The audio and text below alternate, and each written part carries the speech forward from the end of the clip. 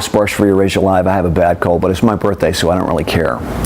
Over the weekend, there was a very important vote in the South American country of Colombia, in which the Colombian people actually voted against a peace deal that would have formally ended 50 years of war between the Colombian government and the FARC rebels. And one thing's particularly interesting about this election is that the Colombian president, Juan Manuel Santos, said before the vote that he was putting essentially his entire reputation on the line in favor of a yes vote.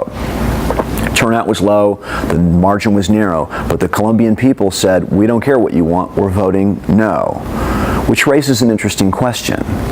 Is this part of a broader trend in the world? Think back to Brexit last summer for a second, where British Prime Minister David Cameron put his own reputation on the line by promising to resign if Britons voted to leave the European Union. And then what happened? Britons voted to leave the European Union, and David Cameron is no longer the British Prime Minister. There's a similar dynamic going on in this country where a big part of the political establishment says you can't possibly support Donald Trump, and yet a lot of Republican voters continue to do just that, to support Donald Trump.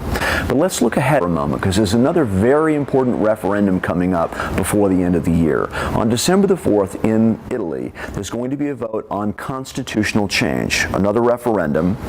And in this case, Italian Prime Minister Matteo Renzi said, I will resign if you vote no on this issue. I want you to vote yes on constitutional change to give me more power to advance reform.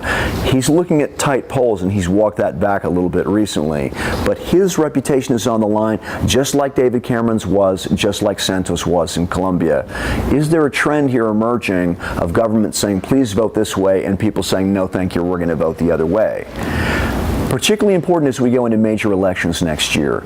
In the spring, France has national elections in which an anti-establishment party, the Front National, is already doing very well by promising another referendum on membership in the EU, in this case obviously for France. And then the big election in the fall.